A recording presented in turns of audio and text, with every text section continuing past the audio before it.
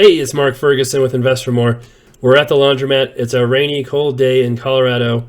We'll see how many quarters we collected. We'll see if the machines that broke over the last week hurt us or not. But we did have a really good weekend, so maybe we'll have a really good week here. Maybe not. I don't know. We'll have to find out. But we'll get inside. We'll count some quarters. We'll see if anything else broke.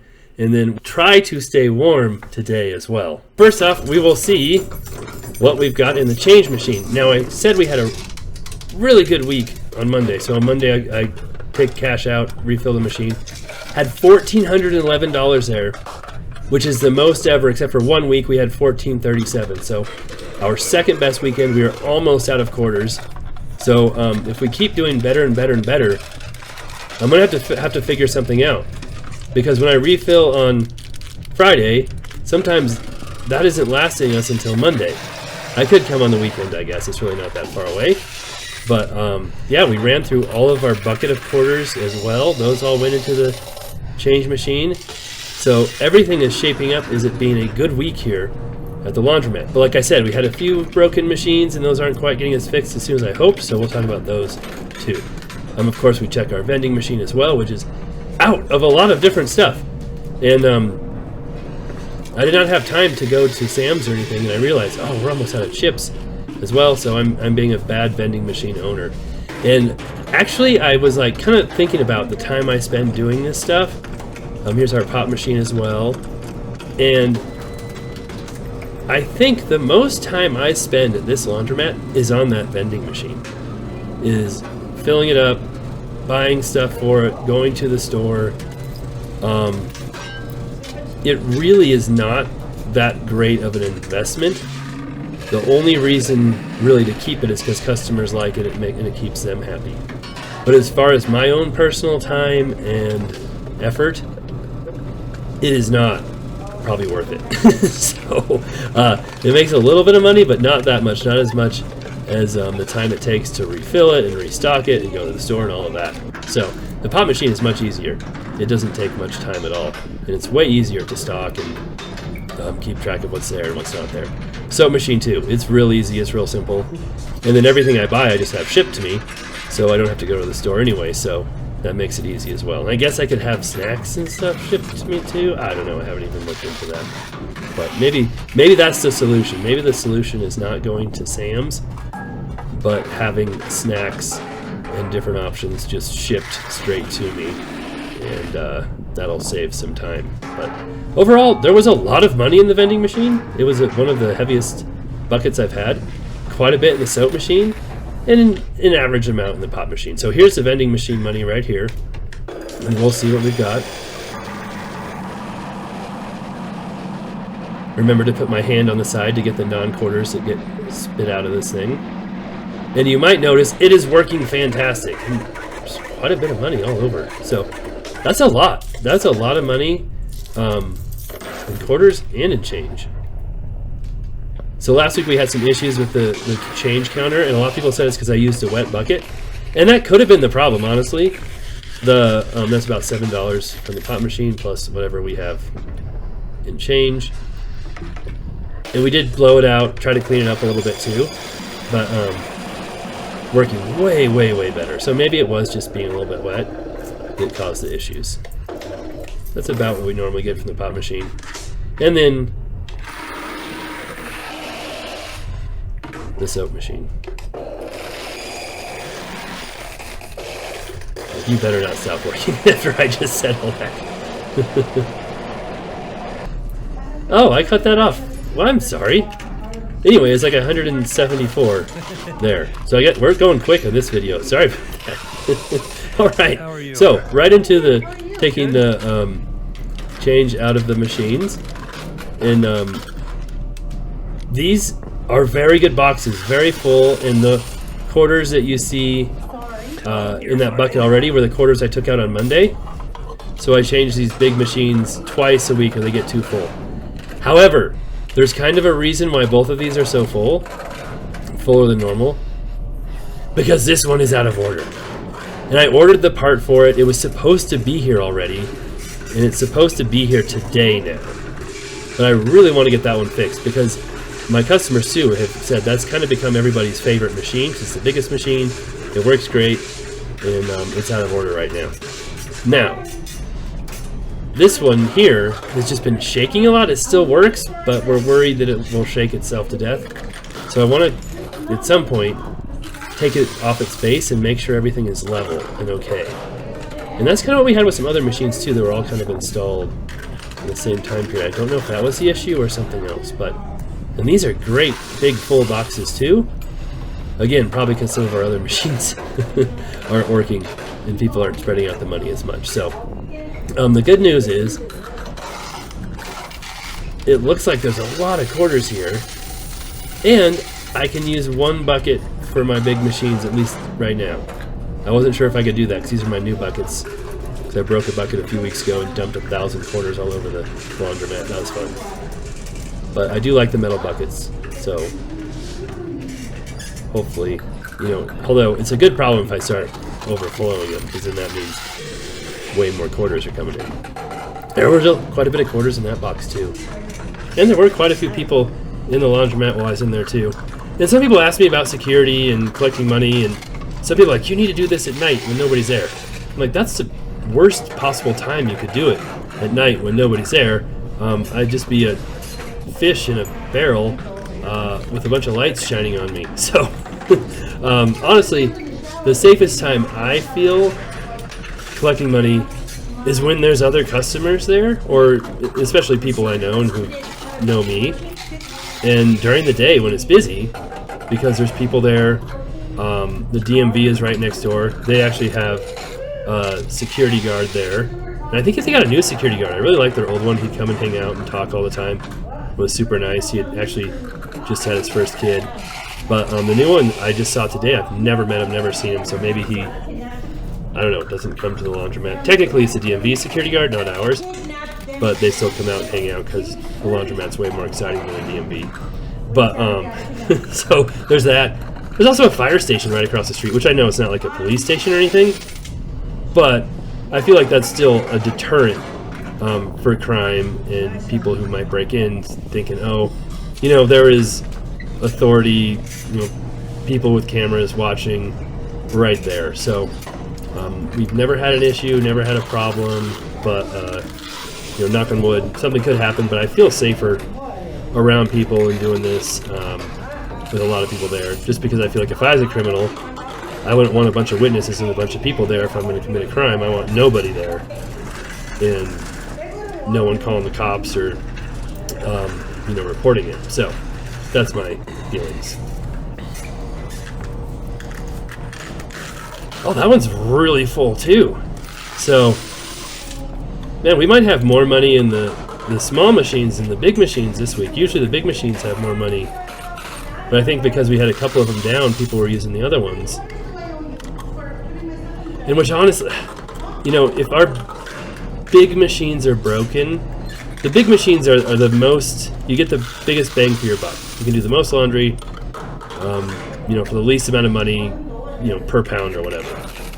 So honestly, if people are using the smaller machines more, it actually might make us more money. Not that that's how I want to make more money, but just saying it's not the end of the world when some of our machines go down, as long as there's just enough machines for people to use. And I think one time in the history of this laundromat have we had close to every washer being used at once.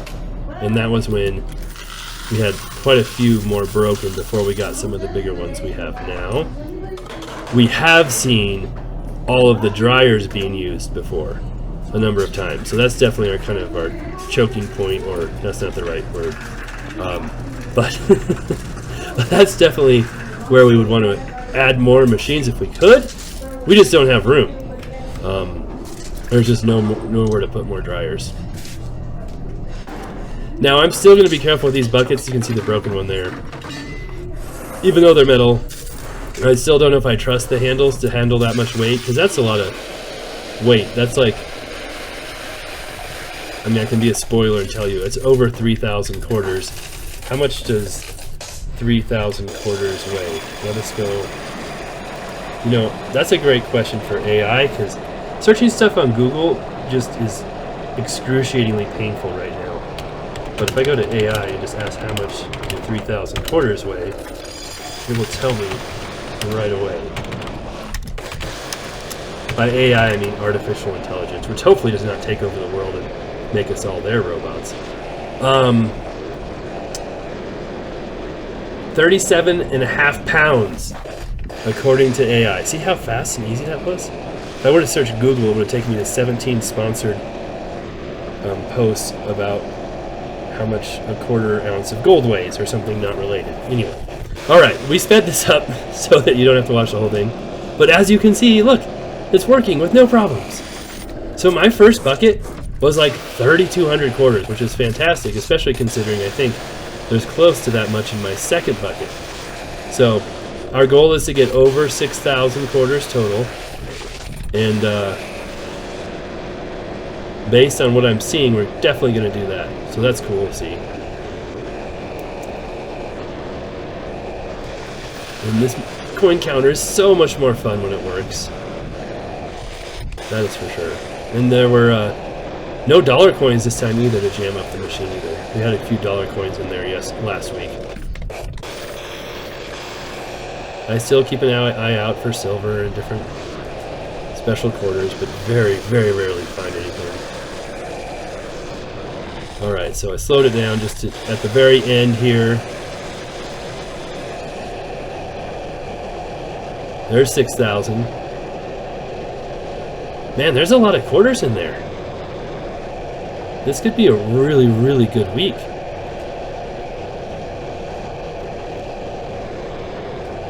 $6,300. There's still a lot in there too. 64. 65. 66. 67. 67.80. Wow, I don't know. Oh, I don't think that's our record, but that's up there. That's a lot. All right, now we'll see what's in the dryers. Well, that's cool.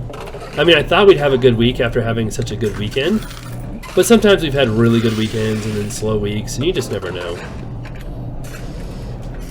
I did end up counting all that cash. We have that at the chart. We'll show you here at the end too. And we had $22.29 total cash come in this week. So that was nice to see as well. That's pretty high. And so people always ask me this question: how much of a pain is it to take all these quarters to the bank? I don't take these quarters to the bank. So what we do is we collect the quarters from the coin box, put them in buckets, count them, and then we stick them right back in the change machine. People put cash in the change machine, they get quarters, they put them in the machines, they go in the coin boxes. So it's just a circle of life, so to say, for a quarter. Goes from change machine to people to machines to me to change machine to people to machines. And then I take the cash out of the change machine and take that home as kind of the revenue from the business. That dryer is not working. It works, but it doesn't have any heat above us. And I have said this before, some people actually will use the dryers so they don't have heat. And then I take that cash home. That's kind of the revenue we get from the business. And then every 3-4 months or so, and I probably need to do that relatively soon, we take extra quarters to the bank, because over time we do collect more quarters than people take out. So I'm sure some people take some quarters out, they don't use them all, whatever. But people bring in more quarters than they take out of my machine. So then, yeah, we do have to take quarters to the bank every once in a while. And actually, my wife tried to take some quarters to the bank unrelated to this the other day, and she said the bank's quarter machine was full, so they couldn't use it. So I'm like, oh, okay. And she asked, did you take quarters to the bank? I'm like, nope, it wasn't me. All right, so that seemed like fairly good dryer money, but we'll see what we have. For dryers, we always like to see at least 2,000 quarters, but more is better. How much does 2,000 quarters weigh? I'll go back to AI.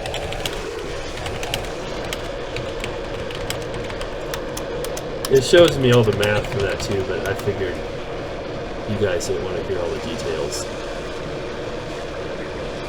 25 pounds. So 8,000 quarters weigh 100 pounds. And 8,000 quarters is $2,000, right? I think so. Okay.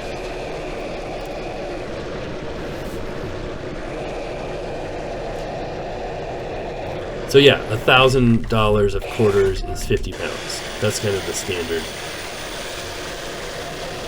But, I'm not sure. they're heavy, I know that. But more than being heavy, like I said, if you ever drop them like I did, they just stick together like glue. They don't want to be picked up. They don't want to be moved. Just whoever, the circle design of quarters and being real thin and heavy for their size, makes them extremely difficult to pick up. So if there's some kind of technology that could use that as an advantage, maybe they should look into quarter technology. Even in the change machine, when you see, kind of I get to this point, they just kind of lock themselves together and don't move unless I really shake it and get it going, and that shakes the camera and hopefully doesn't make any of you sick. But yeah, quarter technology. Maybe that's what the aliens use to get to move through space so quickly. Anyway, pretty good. Not bad there for the quarters, and let's see what they look like on the chart.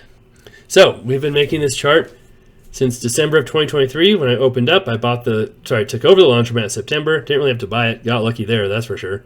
And I sped up the animation a little bit so we get through this a little quicker because we keep adding more and more data points.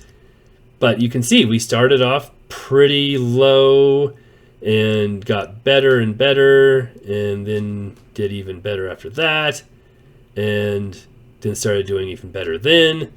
And so overall, we've just seen a really good upward trend, which is really cool to see. Now, my expenses now are probably right around $5,000 a month. And there you go.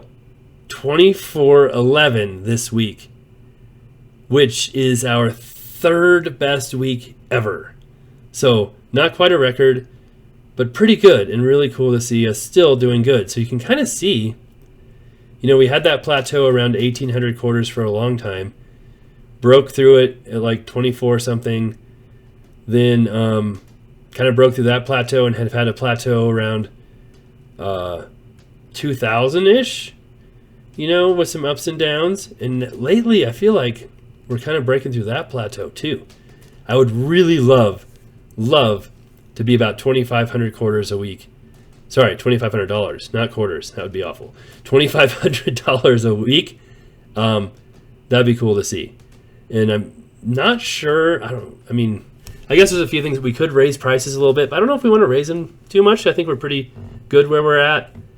Not really any machines we could add. There's a couple we could fix, but there is definitely a ceiling that this laundromat could hit just because of its size, and we don't have a whole lot of room to expand.